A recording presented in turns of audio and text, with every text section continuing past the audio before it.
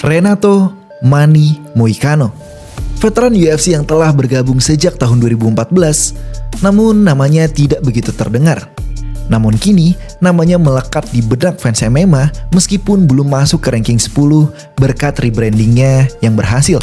I know you guys like big stuff, like big steak, and I like big checks, big money. Let's go Dana White. Everybody on the social media, follow me, ask for the money. Moicano wants money, porra. Dan di akhir pekan ini, dia akan bertanding melawan Benoit Saint-Denis, prospek mengerikan yang baru saja dikalahkan dari Dustin Poirier. Namun berkat performanya dalam duel tersebut, ia justru diberikan main event pertamanya di akhir pekan ini.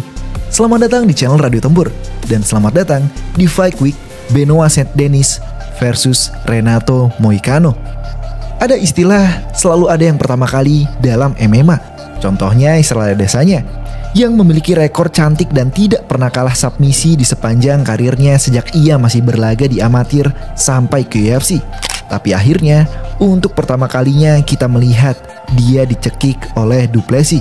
Atau yang paling jelas, idola gue deh, Tony Ferguson, yang dulu menyandang gelar sebagai fighter yang tidak pernah kalah ke knockout. Akhirnya kalah ke knockout juga. Dulu menyandang gelar sebagai fighter yang tidak pernah tap out, dan akhirnya tap out juga. Dan itulah yang terjadi pada Renato Moicano. Tapi kali ini konteksnya positif. Di sepanjang karirnya dalam 24 laga yang sudah ia lalui di MMA, tidak pernah sekalipun ia menang knockout atau TKO. Kemenangan finish yang ia miliki semua dari submisi. Untuk itu ketika ia diadukan dengan Jalin Turner, Moicano berada di posisi underdog mengingat rasio kemenangan finish Jalin Turner lebih tinggi. Dan memang hal ini hampir terjadi di ronde pertama usai Turner meng-knockdown Moicano. Tapi Turner malah jumawa dan tidak menghabisi Moicano saat itu juga. Akhirnya di ronde kedua, Moicano berhasil membalikan keadaan dan menghabisi Jalin Turner dengan ground and pound dan mengantongi TKO finish pertamanya. Kini, Moicano berada dalam 3 kemenangan beruntun dan duduk di posisi ranking 11. Di sisi lain, Benoit Saint-Denis, sang pasukan elit Prancis yang sebelumnya mengantongi 5 kemenangan beruntun, harus kalah usai diadukan dengan jajaran elit UFC lightweight, Dustin Poirier. Namun ada hal yang menarik yang menjadi pembelaan Benoit Saint-Denis dalam performanya yang kurang itu. Dari sesi foto sebelum pertandingan, Saint-Denis menunjukkan tanda-tanda infeksi staph. Dan benar saja, usai pertandingan, Saint-Denis mengunggah foto melalui Instagramnya dengan caption, "Di hari Sabtu saya mendapat kehormatan untuk beradu tinju melawan sang legenda Dustin Poirier. Saya bertarung dengan kondisi benar-benar dehidrasi. Rasa frustasi saya sangat besar, tapi sulit rasanya melewatkan kesempatan sebesar ini. Saya akan kembali dan memperbaiki beberapa parameter yang tidak bisa diabaikan, sehingga hal ini tidak membayangi saya terus. Tuhan menguji kita dengan berbagai cara. Saya merasa diberkati karena saya dikelilingi oleh banyak dukungan. Sekarang, kembali pada kami untuk menunjukkan Benoit Saint-Denis yang sebenarnya. Ketika saya kembali, saya akan membalaskan dendam saya terhadap Luciana." Di akhir pekan ini, UFC akan menggelar UFC Fight Night di Prancis. Dan Benoit Saint-Denis mendapat kehormatan untuk mengisi posisi main event sebagai tuan rumah. Yang artinya, ini akan menjadi duel 5 ronde keduanya setelah Dustin Poirier. Meskipun ketika melawan Dustin Poirier, pertandingan gak sampai ke ronde kelima. Renato Moicano memiliki jam terbang lebih banyak ketimbang Saint-Denis. Terlihat dalam duelnya melawan Jalin Turner, di mana dari segi kekuatan ia jelas kalah karena berulang kali Jalin Turner bisa berdiri murni dengan kekuatan. Belum lagi striking Turner yang lebih tajam berkat jangkauannya.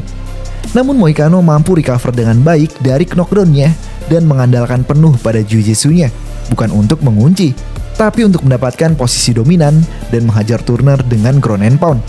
Akan tetapi, rapot MMA Moicano menunjukkan bahwa kekalahan finishnya selama ini terjadi di ronde-ronde awal, yang mana merupakan senjata dari Benoit Saint-Denis.